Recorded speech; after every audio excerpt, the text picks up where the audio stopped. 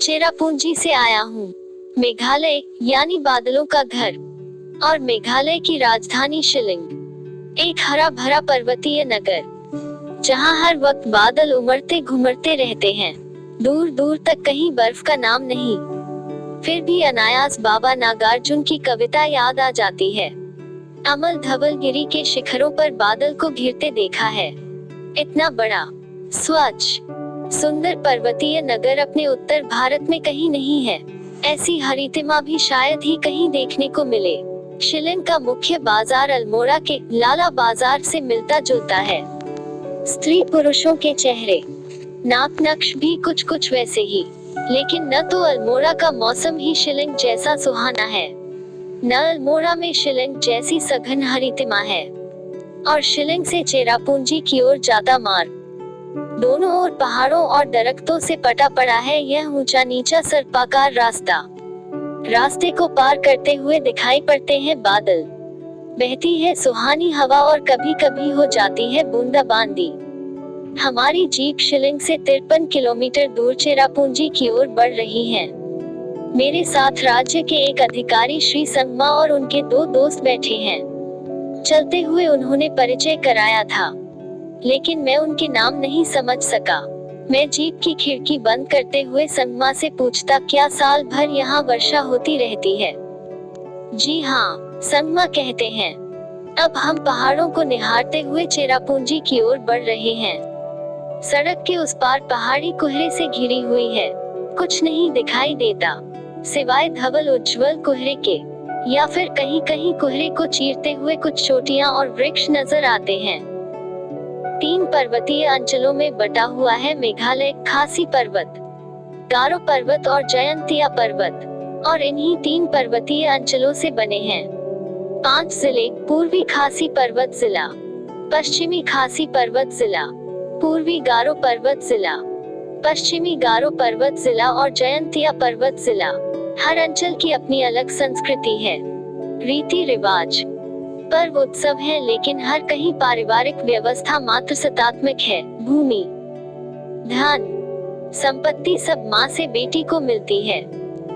मात्र सत्तात्मक व्यवस्था होने के कारण यहाँ नारी शोषण की वैसी घटनाएं नहीं होती जैसी कि देश के अन्य भागों में देखने सुनने को मिलती हैं। संगमा कहते हैं, स्त्री का यहाँ वर्चस्व है। यह एहसास गुवाहाटी से मेघालय की सीमा में घुसने के साथ ही होने लगता है। तमाम दुकानों पर स्त्रियां सौदा बेचती और बेहिचक बतियाती दिखाई देती हैं। शायद कमोबेश यह स्थिति पूर्वोत्तर के अन्य राज्यों में भी है, भले ही वहां मात्र सत्तात्मक परिवार व्यवस्था न हो। कुछ साल पहले मणिपुर की राजधानी इम्फाल में भी यही सब देखा था। स्त्रियों का एक पूरा का पूरा बाजार ही है वहां, जिसे माइती बाजार कहते हैं, यानी माँ का बाजार। दिन दोपहर हुई नहीं कि सिर पर सब्जी, कपड़ों या अन्य सामान के टोकरे रखे स्त्रियां इस बाजार में आ पहुंचती हैं। दिन भर सामान की बिक्री कर शाम को अपने अपने घर लौट पड़ती हैं। किसी प्रकार का वर्ग भेद नहीं, यानी अमीर घरों की स्त्रियां भी इस माइती बाजार में मिल जाएंगी और गरीब घरों की स्त्रियां भी। और यह बाजार केवल इम्फाल में ही नहीं है, मणिपुर के हर नगर, कस्बे, गांव में है। वहां की संस्कृति का एक अटूट सिलसिला। बड़ी दिलचस्प बात बताई थी इम्फाल में मिली एक महिला ने, जो लखनऊ की रहने वाली थी और जिसका लखनऊ विश्वविद्यालय के विधि संकाय के एक मणिपुरी छात्र से प्रेम हो गया था। वह छात्र शिक्षा पूरी करके इम्फाल लौटते समय इस महिला को अपनी पत्नी बनाकर साथ ले आया था। इस उत्तर भारतीय पत्नी ने जब अपनी सास को सवेरे सवेरे सिर पर टोकरा रखकर बाजार जाते देखा तो 1 दिन, 2 दिन, 3 दिन बीत जाने के बाद आखिर एक दिन उसे टोकरे के साथ सामान बेचने बाजार जाने से रोक दिया। सास चेहरे पर उदासी लिए 2-4 दिन रुकी रही, पर आखिर एक दिन वह फिर माइती बाजार की ओर चल ही दी। यह घटना धीरे धीरे सास बहू के बीच टकराव का कारण बन गई। अंततः एक दिन इस उत्तर भारतीय महिला के मणिपुरी पति ने उसे समझाया, इसके पीछे कोई आर्थिक मजबूरी नहीं। माइती बाजार हमारी समाज व्यवस्था का, हमारी संस्कृति का सदियों पुराना अंग है। माँ को वहाँ जाने दो, उसे रोको नहीं।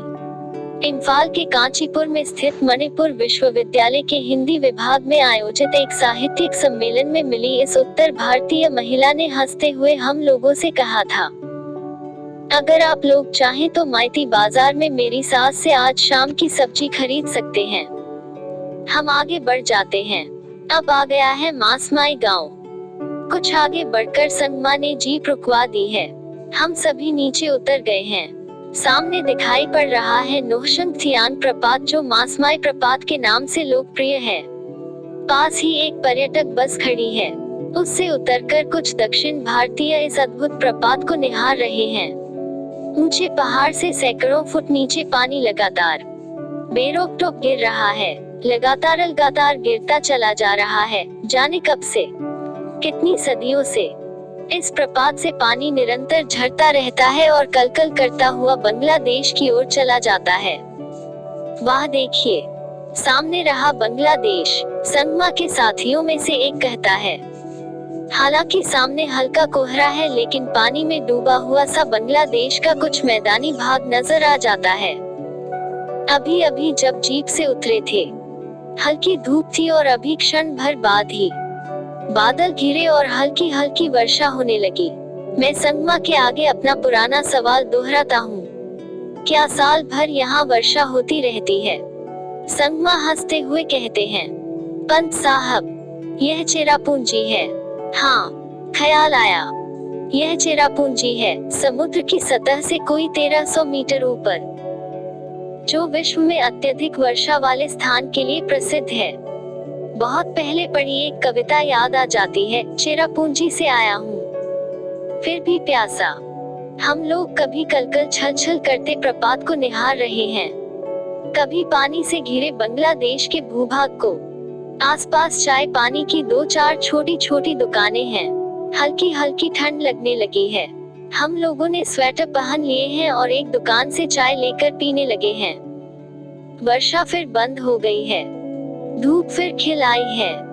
इसी तरह वर्षा, धूप, कोहरे की लुका छिपी का खेल चलता रहता है यहाँ। जी हाँ, इस चेरापूंजी में खासी पर्वत श्रृंखलाओं के इस शांत एकांत सौंदर्य स्थल में मन करता है प्रपात को बस निहारते रहो। केवल निहारते ही न रहो, बल्कि उसके जल कणों को नजदीक से छलो। लेकिन नजदीक जाने का कोई रास्ता नहीं है, और यह अच्छा ही है कि मेघालय सरकार ने इस प्रपात तक जाने का कोई रज्जुमार्ग नहीं बनाया होता तो पर्यटन स्थलों को कमाई के अड्डे में बदल देने वाले तथा कथित टूरिस्ट प्रमोटर इस अछूते प्राकृतिक सौंदर्य स्थल को नष्ट करने में कोई कसर न रख छोड़ते। हम लोग अब जीप में बैठकर लौट रहे हैं। संगमा रास्ते में खासी, जयंतिया और गारो पहाड़ियों के लोगों के बारे में बताने लगते हैं। वह कहते हैं, खासियों को यहाँ सम्मान की दृष्टि से देखा जाता है, यानी जो खासी है वह समझ लीजिए कि समाज का प्रतिष्ठित व्यक्ति है। उद्धरण चिन्ह। जी हाँ, मैं भी खासी ही हूँ और मेरी पत्नी भी। संगमा हंसते हुए कहते हैं, मैं भी उत्तर प्रदेश के उच्च कुलीन पर्वतीय परिवार से ही हूँ। हंसते हुए मैं कहता हूँ, और फिर हम दोनों ठहाका लगाकर हंस पड़ते हैं। हमारा यह ठहाका हम दोनों पर ही व्यंग्य है। छात्र जीवन में समाज शास्त्र का अध्ययन करते हुए कभी खासी, जयंतिया और गारो पर्वतमालाओं और वहाँ के लोगों के बारे में पढ़ा था, और अब इस पल अपने को खासी हिल्स में पाकर लगा उस सुदूर अतीत के सपने में पहुँच गया हूँ। तब मन में उत्सुकता जागी थी, कैसे होंगे वहाँ के लोग। अब कम से कम खासी पर्वतमालाओं का एक छोर तो देख ही लिया है। और लोग, याद आता है, बहुत पहले बेलगाम में एक कर्नाटक निवासी से भेंट हुई थी। मैं कानपुर के क्रांतिकारी श्री सुरेंद्र पांडे के साथ था। कर्नाटक के यह सज्जन उत्तर भारत घूमकर आए थे और पांडे जी को अपने संस्मरण सुना रहे थे। पांडे जी ने सहसा उनसे पूछ लिया था, उत्तर के लोग तुम्हें कैसे लगे? भारत में जहाँ जाओ लोग सब जगह एक से ही हैं। उन्होंने कहा था, हाँ, बोली, पहनावे, नाक नक्श में थोड़ा अंतर है, वह स्वाभाविक ही है। भौगोलिक स्थितियां ही ऐसा अंतर कर देती हैं। यहाँ इन खासी पर्वतमालाओं के लोग शेष भारतीयों जैसे ही हैं। हाँ, उनके नाक नक्श, उनके पहनावे, उनकी बोली में जरूर अंतर है। उनके पर्व त्योहार भी अलग हैं। उनके रंगारंग नृत्यों का अपना सौंदर्य है। पिछली रात एक समारोह में खासियों का नोमक्रेम नृत्य देखा था। उनका प्रमुख नृत्य है यह, जो 5 दिन धार्मिक उत्सव के अवसर पर किया जाता है। समूह नृत्य में कई जोड़े स्त्री पुरुष पांव थिरक उठते हैं। नृत्य और उत्सव के जरिए शांति और संपन्नता की कामना की जाती है और अच्छी फसल के लिए ईश्वर को धन्यवाद दिया जाता है। अपने ढंग का अलग नृत्य है यह, अपने अंचल की विविधता को समेटे हुए, लेकिन इसके पीछे उत्तर और दक्षिण भारत के उन नृत्यों जैसी ही भावना निहित है जो फसल कटाई की खुशी में गांव-गांव में आयोजित किए जाते हैं। इसी तरह फसल की बुआई या उसके बाद विभिन्न अंचलों में उत्सव मनाए जाते हैं। जयंती या पहाड़ियों में भी ऐसा ही उत्सव आयोजित किया जाता है हर वर्ष, जिसका नाम है बेहदनखलाम। नाम में भले ही भिन्नता है, किंतु ऐसे उत्सव देश में हर कहीं मनाए जाते हैं।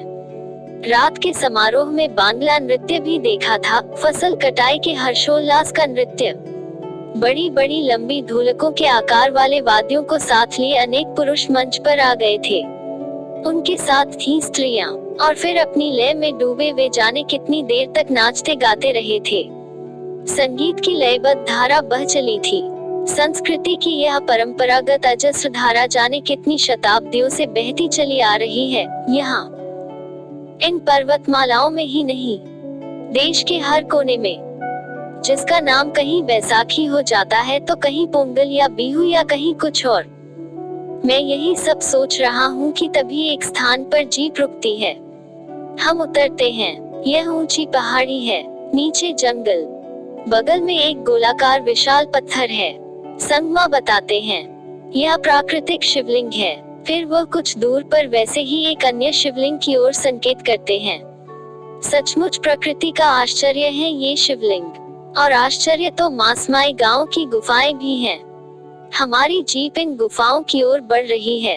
तभी कुछ बच्चे हाथों में बिना जली मशाले लिए दिखते हैं। जीप रुकती है। संगमा अपनी भाषा में इन हंसते खिलखिलाते बच्चों से कुछ पूछते हैं, शायद यह कि एक मशाल कितने की है। बच्चे एक साथ उत्तर देते हैं और संगमा जेब से 2 रुपए के 2 नोट निकाल कर उन्हें देते हैं और 2 मशालें ले लेते हैं। ये क्यों, मैं पूछता हूँ। गुफाएं इतनी अंधेरी हैं कि आप मशाल या टॉर्च जलाए बिना उनमें प्रवेश नहीं कर सकते, संगमा का एक साथी कहता है। और हम गुफाओं के एकदम निकट पहुंच गए हैं। द्वार के पास ही अंधेरा है, अंदर तो जाने कितना अंधेरा होगा। हमने मशालें जला ली हैं और हम गुफाओं के अंदर आगे बढ़ रहे हैं। अलग अलग, ऊपर नीचे पत्थर ही पत्थर। अभी ये पत्थर गिर पड़े तो हम लोगों का किसी को पता तक न चले। लेकिन संगमा बताते हैं सदियों से ये गुफाएं इसी तरह हैं और दूर, बहुत दूर तक चली गई हैं। कहीं कोई छेड़छाड़ नहीं की गई है इन प्राकृतिक गुफाओं के साथ। जैसी थी वैसी ही रहने दिया गया है। हम लोग कुछ दूर जाकर लौट पड़ते हैं, जैसे किसी आश्चर्य लोक से लौट रहे हों। मशालें अब भी जल रही हैं। हमने उन्हें बुझाकर एक तरफ फेंक दिया है। संगमा बताते हैं ये गुफाएं गांव वालों की अपनी संपत्ति है, लेकिन गांव वालों ने इन्हें देखने के लिए टिकट नहीं लगाया है। बस गांव के बच्चे मशाले बेचकर 8-10 रुपए रोज कमा लेते हैं।